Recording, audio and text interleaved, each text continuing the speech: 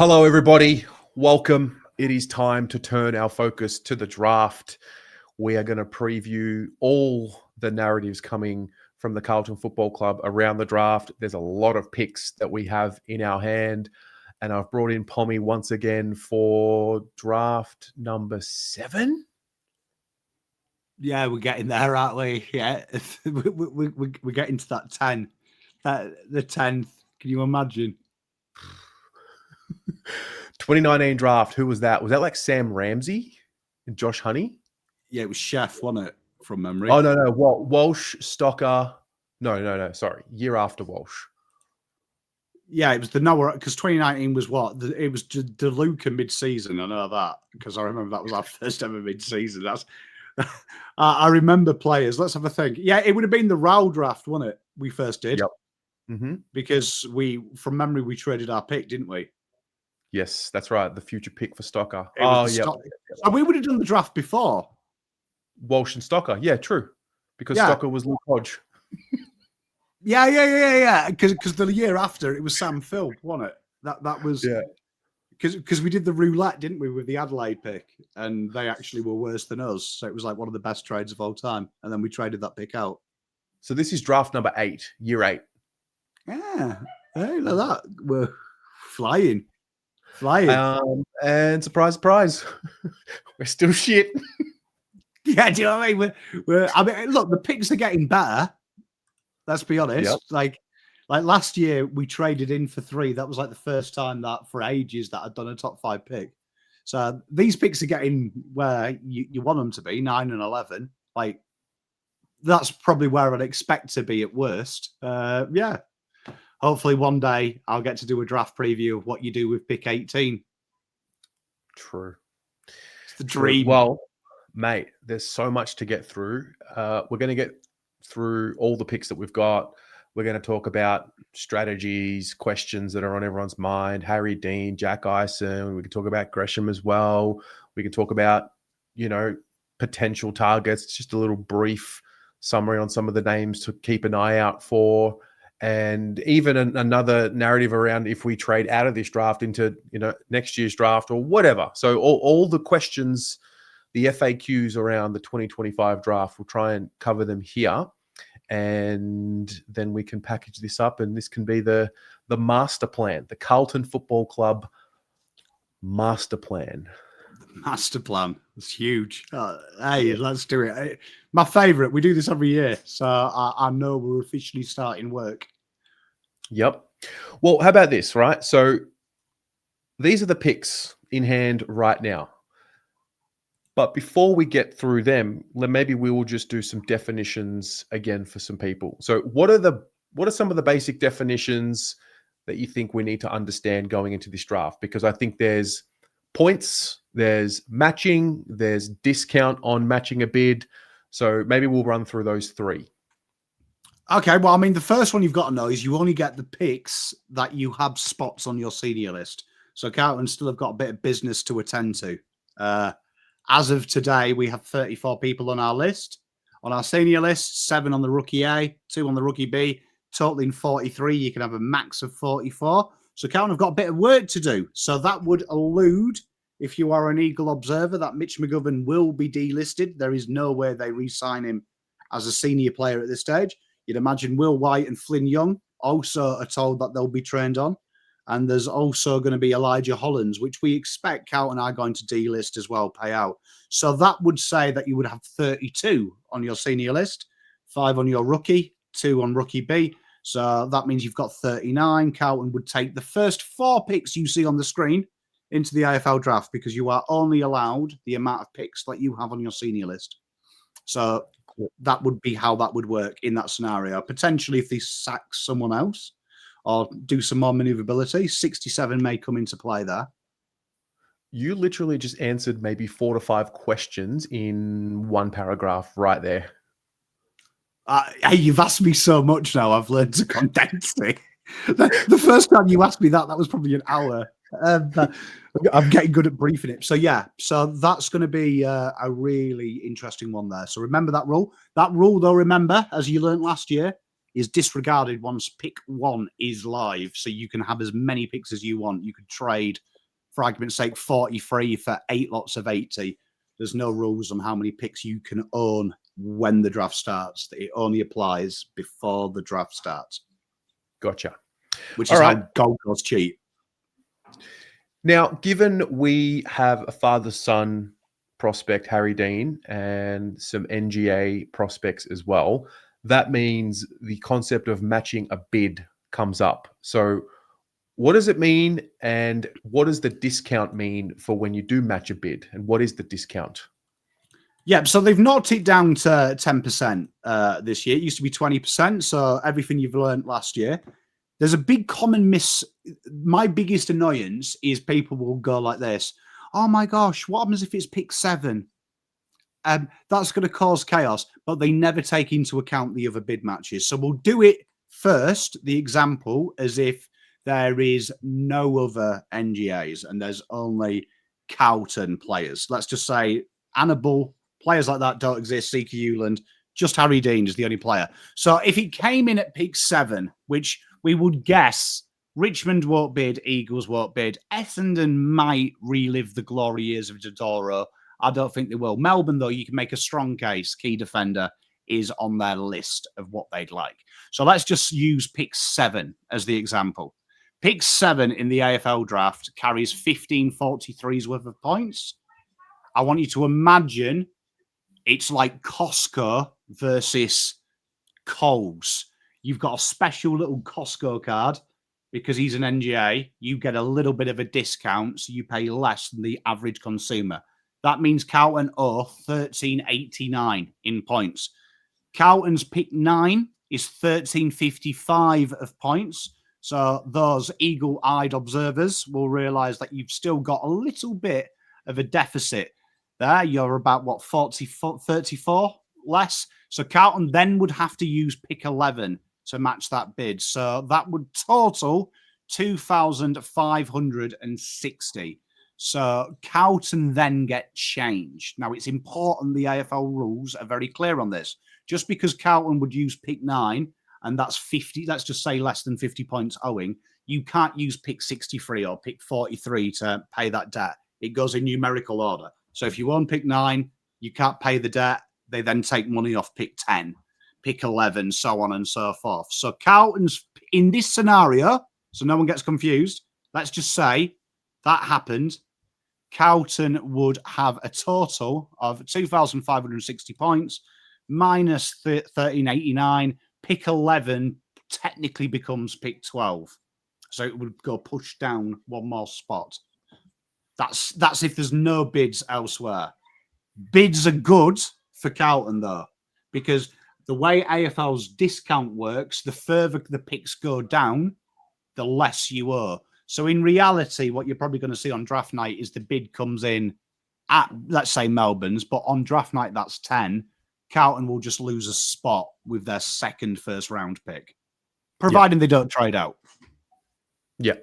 So a really interesting scenario this year. You've got 4 teams with 2 picks in a row before us. West Coast, Richmond, Essendon, Melbourne. So maybe we'll just start with the Harry Dean example. You gave pick 7 as an example there, as let's say a bid comes there. So that would be Melbourne. You've pretty much ruled out West Coast using pick 1 and 2 for Harry Dean. Richmond, is it reasonably foreseeable that Richmond were to bid on Harry Dean? I don't think so. I think Richmond's key defence is they're fairly happy. They're trading key defenders out because they've got decent depth there. So I think they'd be quite content with their settlement. Essendon, pick 5 and 6. Interesting. You could make an argument Harry Dean would be a good pick for them. Also, though, Matt Rosa has been quite open. They're trying to eliminate the Dodoro years of where Dodoro was notoriously a dickhead. So I still think Rosa will be a good boy and be like, you know what, I'm not going to rock the apple cart too much this year. Maybe next year he starts, but he has been fairly kind in the last couple of years since he's taken over. Yeah. And then we've just covered Melbourne. Let's just say they make a bid for him. We would then use our pick 9, and then if there was any change left over that we needed to cover, we would use our pick 11. What if there's no bid for Harry Dean before pick 9? Do we just Dream take him scenario. with pick 9? Yeah, so dream scenario. So dream scenario, then Carlton get a free bite at the cherry. Carlton then just take who they want. And then I would imagine if Hawthorn don't bid on Harry Dean, Carlton then have a little bit of fun. They will probably then say, look, 11's available. Because the way that you'd imagine there's no chance on God's green earth that Harry Dean would slide from Carlton's second first round pick all the way to its next pick, because that would be a pick on draft night in around 48. There's no way they can match that. And they don't want to go into deficit next year because they've done the hard work of getting the multiple first for next year. So I would imagine if that scenario happens, Terry, Harry Dean is there at pick 9. Carlton take who they want. They then wait. Then they'll get called. Hawthorn might not select him. If Hawthorn don't select him, Carlton will go back on the clock, pick 11. I would imagine that's when Carlton say, look, 11's available to the right guy. Who wants to come up the order? You'd imagine in that scenario, someone has slid. Has he got there? Which could be really intriguing. So Carlton might get a very tasty offer. We saw North Melbourne overpay last year in a similar situation, which would be great for the Blues if North Melbourne rang up and said, tell you what, we'll give you a future first for a pick 11. Carlton would be like, so, but you'd imagine Carlton will do that for a pick this year. So I would say North Melbourne's 25 and 26. If I was North Melbourne, I think they might look at that and go, okay, we can get up the order here. There's someone we really like. It'd be fascinating what happens come draft night, Terry, with that pick 11. Okay. In that scenario, that's probably the best case scenario for the Blues. No one bids on Harry. And there is a chance because people get really convoluted. I release my power rankings, and I'm probably the only content creator that releases power rankings and then almost like a mock draft, a preference order of what teams want. Power rankings, just because Harry Dean is 6th, does not make any sense that he would be taken pick 6 because the power rankings is done on ability, likability of whoever's judging it. In reality, let's just say you have a draft that the top 4 players are all key forwards. You're not going to draft a player who's a key forward if you've got top level 25-year-old key forwards. A power ranking is different to the actual draft. So it's very rare the power rankings are the draft orders. So Harry Dean, historically, father, sons, NGAs don't go in their power ranking order unless they're ridiculously good. Number 2, you've got to see what clubs want. So Eagles, it's way too early. Bid in the first two for Harry Dean, mental if you're building a list. Richmond, 3-4, that's probably his money. I'd be happy, but they won't do it. Essendon, maybe. You could make an argument. Laverde gone. Young core.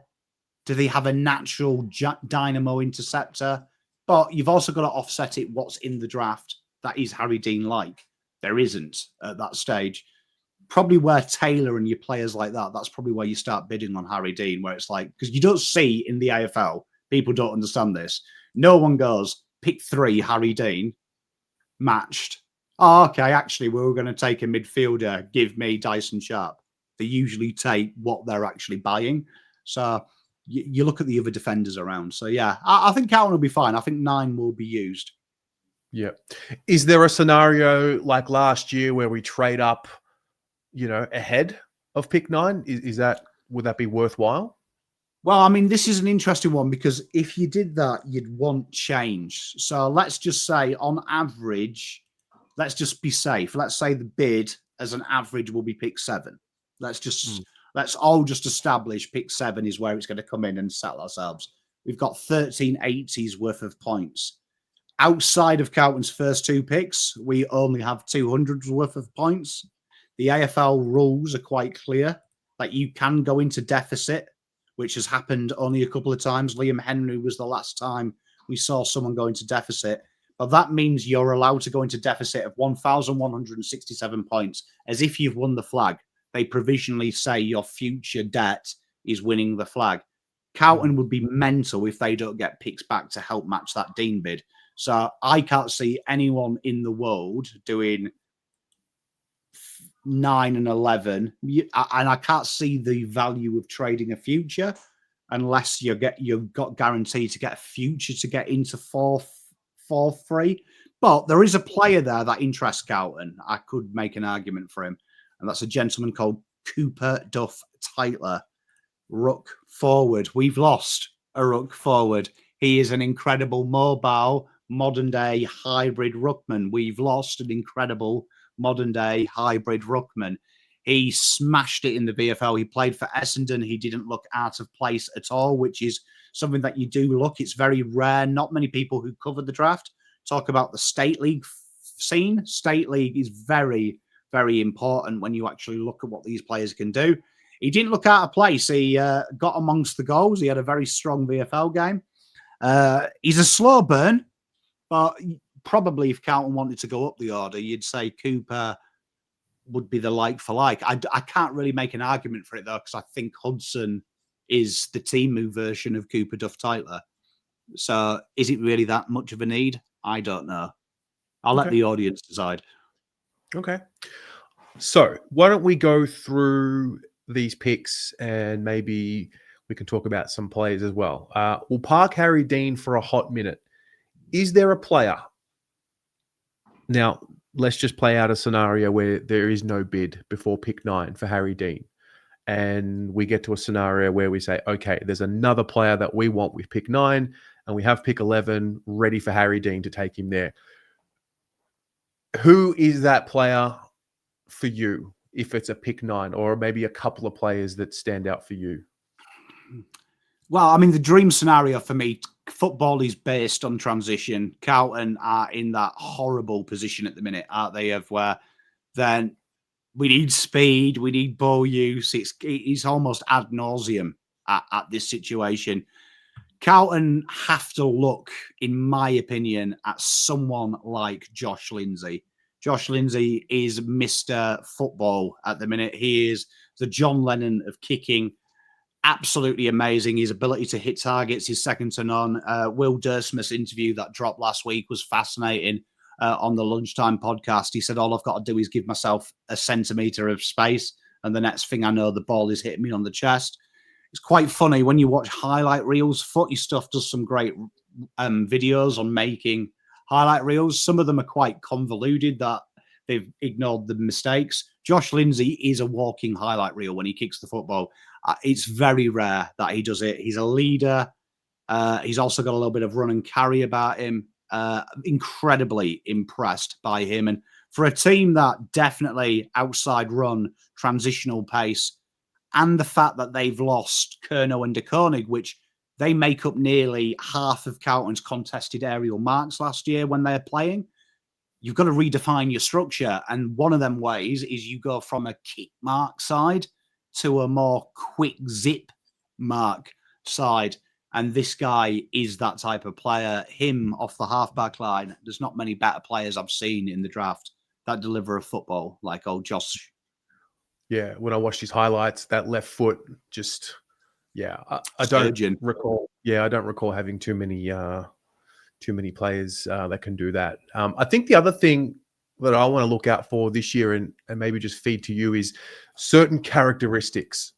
So this came to me when we watched your interview a few years back with Bailey Humphrey. So players, in my mind, I'd like the character. Are they leaders of their football teams?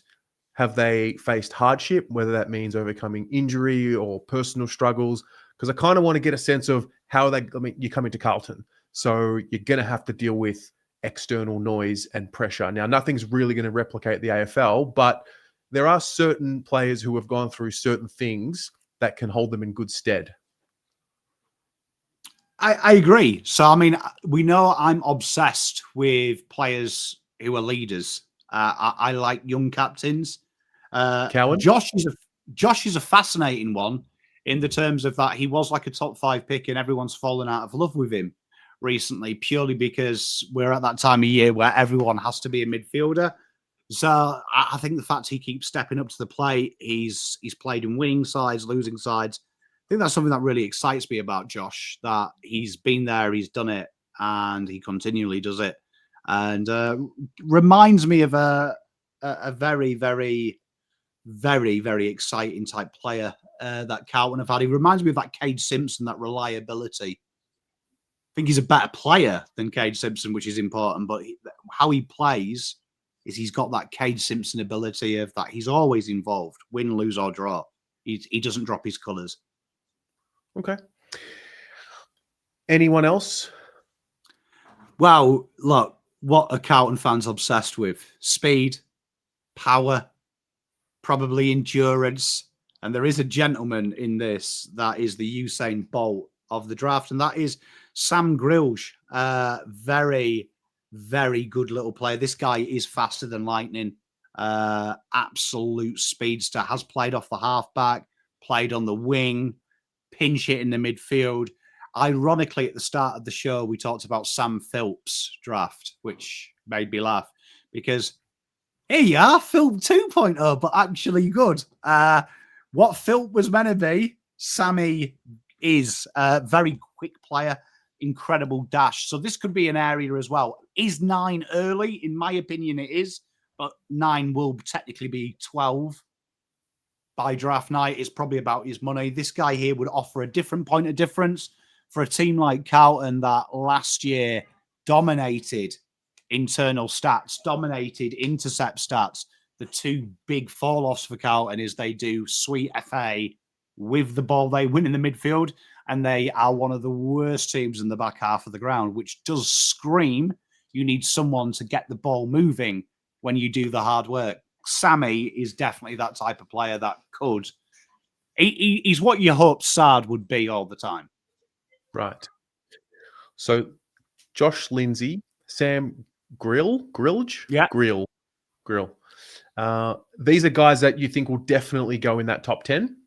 They'll definitely be in and around if you're going with the model of what do Carlton desperately need from an analytical point of view. Ball use, speed, spread, dash. Yeah. What about Sam Cumming? Where does he fit? So if we now go to the exotic, what do Carlton want? Some little X factor. The vibes are a little bit low. You've lost Charlie Curnow punching his badge with his shit haircut. You're definitely looking for someone now that's going to bring them vibes, them excitement. Now, Sam Cumming is grossly underrated in this, and there's a problem with Sam Cumming that goes against him. He's South Australian, and the AFL draft hates you if you're South Australian. But a man that combines speed, power, mass scoreboard impact. He's a leader down in South Australia as well. He reminds me of Baby Petrarca. He's got a little bit of arsehole about him. He's a scrapper. He's definitely someone that's high up on my list. And if Carlton are looking for this type of player, the player that we hoped Lidge would be, a player that we hope Bailey might come in and be Bailey Humphrey, I think Sam Cumming is that guy if you're looking for that type of player. Speaking of excitement machines, now I don't know where this guy fits in terms of using him for pick 9 or if he slides a little bit later. Lockie Doverston has just been reported as a player that Carlton have shown interest in if you watch Gettable today. However, you have mentioned him for quite some time now. He's got a mullet. You talked about X Factor just there, so I think it just fits. What is and who is Lockie Doverston? What does he do? If you wanted an off-street brand, dodgy marketplace, beautiful Greek owner saying you don't have to pay $110 for a Man United shirt, you can have this one for 20, mate. That's who Doverston is if you are looking for Nick Watson, the wizard.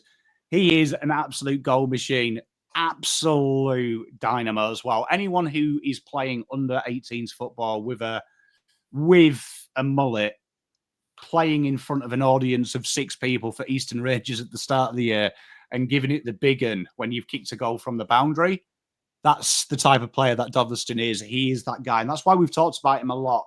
I think Carlton's small forwards lack a natural guy that thinks defense is secondary. I'm all here for goals, baby. And we're starting to see with the AFL, teams have these players. Like the age of pressure-based forwards is on the wane, and now we're looking for goal-kicking forwards that happen to tackle. That's becoming poignant in today's game, and that is what Doveston's about. He is a game breaker player. I can see Doveston playing in the AFL and becoming a cult hero very quickly. We said this a couple of years ago about Wizard.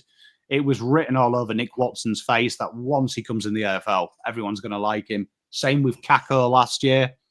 Same with Doveston. Doveston's going to become a cult hero very quickly. He's got that swagger. There's something about him. He would be, if you could have him in the forward line, you'd take him all day long. Is he someone that would be worth going at with pick 9? Look, value on your versus rankings is all retrospective of what it does. I think when you look at Carlton's needs, I think you can draw a line under certain players that would be in the top 10 in the terms of what they've got. So players like Xavier Taylor, you've already got that in Harry Dean and in Harry O'Farrell, who's a bigger version of him. Then you've got the NGA father-sons, pipe dreams, Zeke Hewland, Will Dersma. Will Dersma's a pipe dream pick 1. Danny Annable, Patterson, pipe dreams. They're going to be kept by the NGA. Cooper Duff-Titler, you could make an argument for a ruck forward. Sharp, I don't think we need him. He's my favourite player in this draft, but Carlton have got so many midfielders who are like him that you build around Dyson Sharp. We're not going to do that. Then that's where the draft order is irrelevant, Terry, because now you're picking for needs at this stage. So I'm looking at Doveston. Is he pick 9 in the AFL draft, pick 14? Probably not if you were doing it in skill order. He is for Carlton, though. He would be top 3 selected if you put needs analysis for the Blues. A Doveston type, I don't think we have. Even with Ainsworth and Haywood, we don't have an X-factor game-breaking small forward. Doveston's that guy. All right, why don't we turn to Harry Dean? A lot of the talk has been about the fact that he is the father-son prospect, about how there might be a bid for him early. What do Carlton do? But not as much talk has been around what does Harry Dean do? Like, how good is he? Why has he become such a prominent name as the year's gone on? What's happened with his year? Welcome to the Carlton bubble. You can see why some people's call it the bubble, because no one cares when you're linked with Carlton, and it's the incidentals. Harry Dean would be in the conversation for Carlton if he wasn't Peter Dean's son. He is an incredible interceptor. His game read for Vic Country in the national championships, another level. You've only got to watch him and Josh Lindsay in any Vic Country game this year. They absolutely killed it. And Harry Dean patrolled the skies. His lead is good. He plays out in front. He's not scared to go back shoulder and trust his pace to get to the ball first. Great spoiler of the football. But the most nicest thing about watching Dean is he's that modern day dynamic intercept threat. Gets the ball at the highest angle, gets it straight through the corridor very quickly, gets the game moving. And that is something that Carlton struggle with. Outside of Jacob Wheaterin, we don't have a natural player that looks to take the game on. They win enough ball, they deflect enough inside 50s. Problem with Carlton's defensive makeup is it's somewhere stuck in the 80s. Some of them are still listening to Kylie Minogue, the way they play football. You've got to be quick from the back half of the ground. And that's what kind of excites me. Carlton have accidentally stumbled across the cure, and then we've lost Kerno, which is even better because now Carlton have to fix that area of you win quite a lot. And if you remember this time last year, Voss kept saying defensive profile is good, and we took the piss out of him. He's correct in the terms of Carlton win a lot in defensively. The problem is nothing happens from it, and all the good teams have half the wins Carlton do down the back, generate triple the score Carlton do.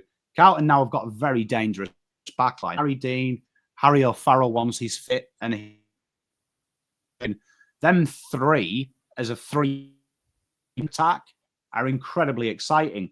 And the pillars you need to fix them are quite easy. You should be able to find a halfback who can kick a football. For some reason, we are shy of it. If Carlton can bring Lindsay and Dean in, I don't want to get people excited, but from just a perspective of skill set, Carlton suddenly, unless Voss is blind to modern day football, there's a conversation there in the 8 straight away. They're definitely in the 8 the year after. They're definitely going deep because them two combined with Dean, O'Farrell, combined with Wheatering, that's transition football 101. And suddenly, Carlton look a threat. Wow. Got Okay. excited there, didn't we? Wow, you said the F word before the draft. Sorry. But what I'm saying is that's the big area. Like, forget people saying spread, midfield, all this nonsense. Carlton, the last thing Carlton need is another midfielder, particularly the ones we're linked with at the minute. Next year, like, we've got a fuckload of ball winners. The issue Carlton have got, and it's so plainly obvious if you watched any final this year, Carlton's ability to deflect inside 50s is up there with everyone else's.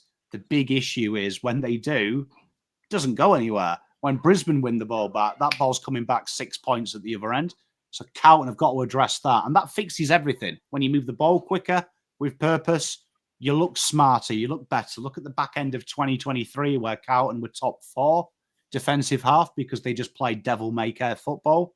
Looked very good. Carlton have got to look at that as a staple, not as just a one-off. So Dean is that guy, and he's very underrated. And I'm sick of hearing about his dad, to be honest, because Dean's better than Wheatering was. Like, honestly, by my eye, I think Dean looks a lot smarter than Wheatering did in his draft as a footballer.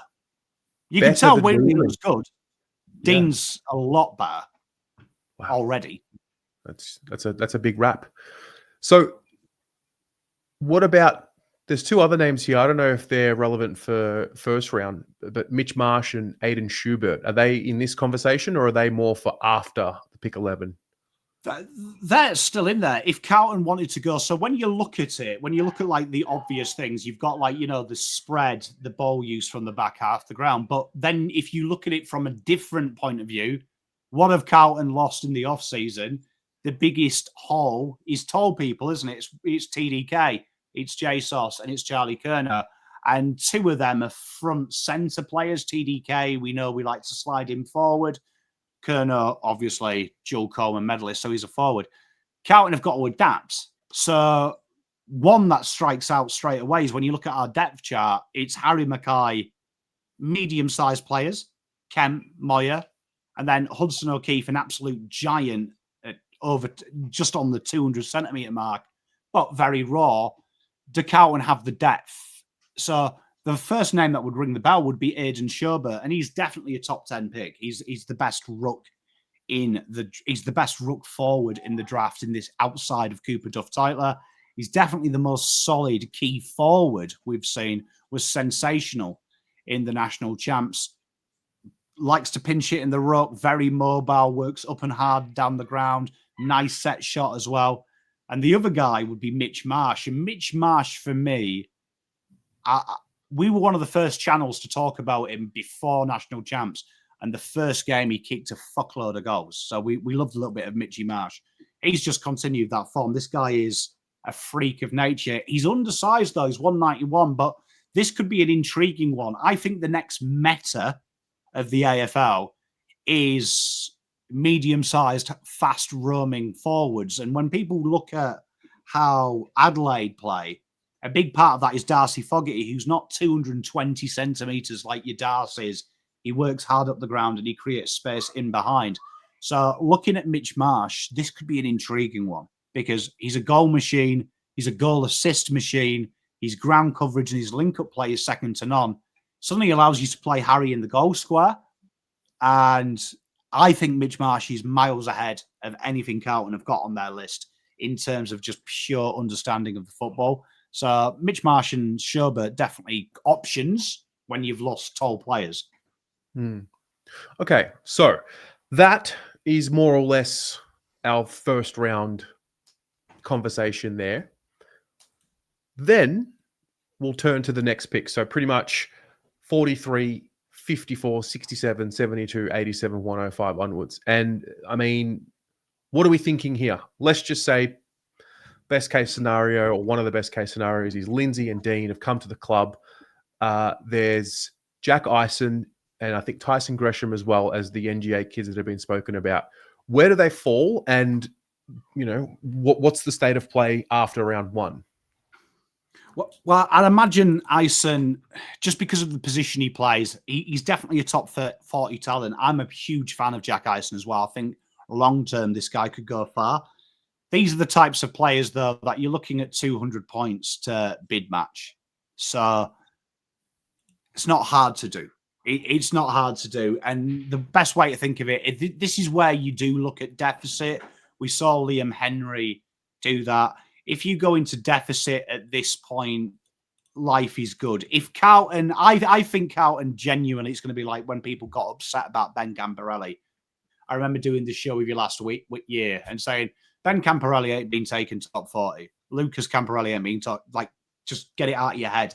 Because there's so many players that play that role. Why would you even bother bidding? And the AFL isn't a league that you bid to piss people off.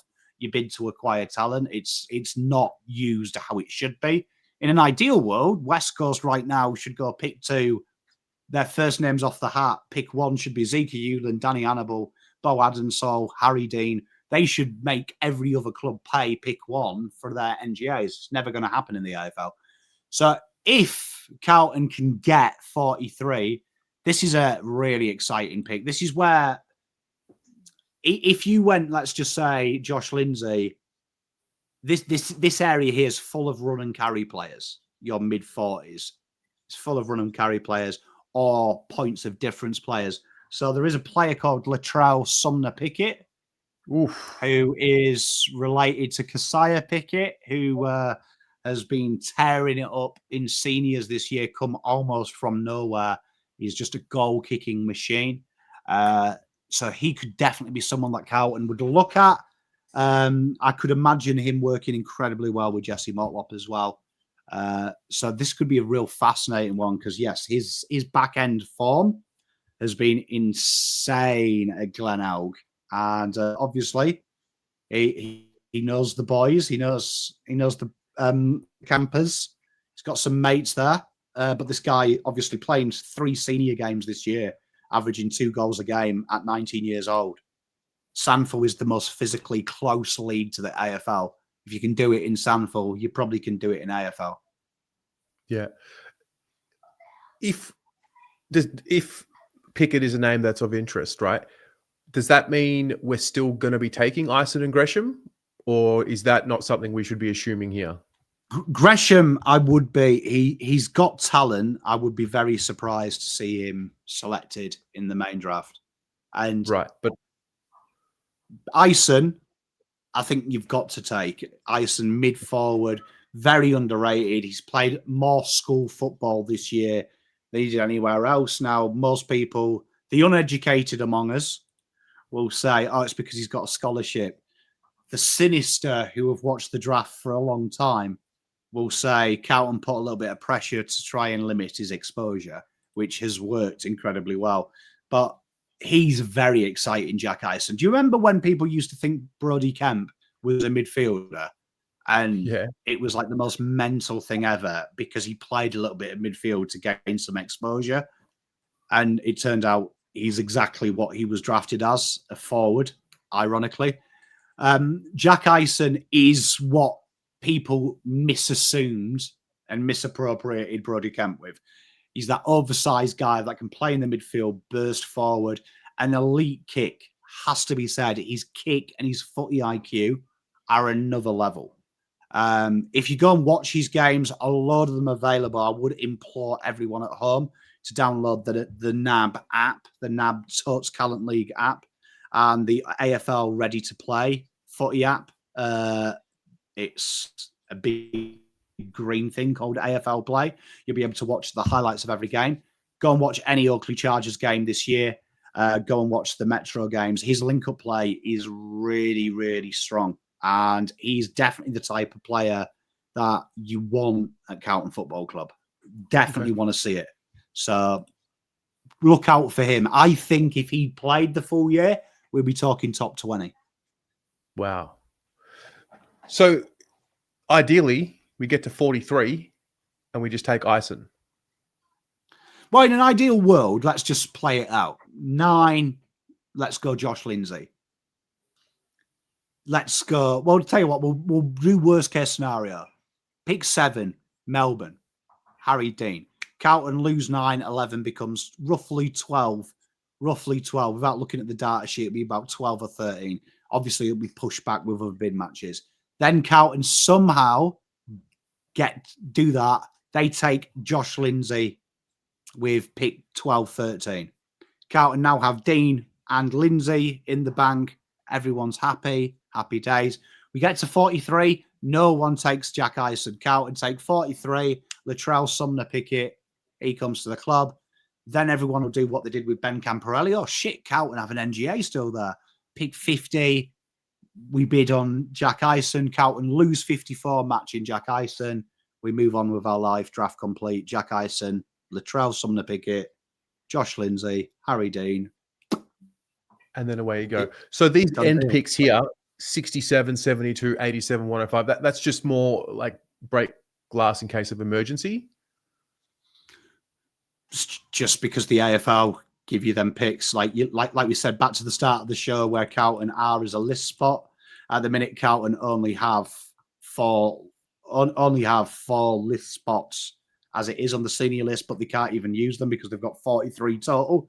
So Carlton have got to do some work. Carlton will probably go into the draft with 4 or 5 picks with a little bit of list manipulation. 2 of them are going to go off. You'd imagine McGovern's delisted, and old mate Lidge will be paid out. We can't say sacked anymore. So that would give Carlton up to 6 picks they've got on the senior list. So, but Carlton could only fill 4 list spots from that. So It's going to be interesting what Carlton do. Wow. All right. Well, anything else we need to know before heading into draft world? No, just enjoy it. Enjoy it. It's a very, very good draft this year. A lot of people have said it's like compromised and it's not as talented. These are the more exciting drafts to cover, because when it's like it was with the Rao draft, say the first draft we covered, it was obvious who the good players were. The Nick Dacos draft always rings true to me. It was obvious JHF and Dacos were another level. You'd be an idiot if you didn't know that. This year, it's a little bit harder because there's a great argument for anyone outside the first 3 and then any of the next 27. You could make a really good argument to put anyone in the top 20. Look at Sullivan Roby, come from nowhere, wasn't even playing rep football, and then last 2 months, absolutely killed it. Now there's talk Richmond are looking at him pick 4. So that's how tight this draft is. You can come from nowhere. Right. Finally, you have got a spreadsheet which is constantly updated. I might link it in the description below for those. What is the spreadsheet and how does it help people? So it's just a cheat sheet. It tells you exactly where your list is, how many list spots you've got, where your contract status is, any decisions pending on players. It's got a tracker there of players that you can take in the NGA. We are currently working on a needs analysis sheet. I don't want to release that before I've released the video, though, because I'm a content merchant whore. But apart from that, there is a load of stuff on there. It's a real good little tool for you. It's got a little bit about every player in the draft as well. It's got all their data from this year. It's got all their links. It's got their state, their national, what level they played at. So that's why we talked about Cooper Duff-Tytler playing senior football. Not many people talk about it. So a real good resource if you are a bit of a draft nerd, or you just want to brush up on your knowledge, or someone says a player and then you can just have a little bit of a brief understanding of what that player is about. We don't like to keep it cloak and dagger. Just see me as the Antichrist of AFL. I try and share the information. I don't try and present it and hoard it.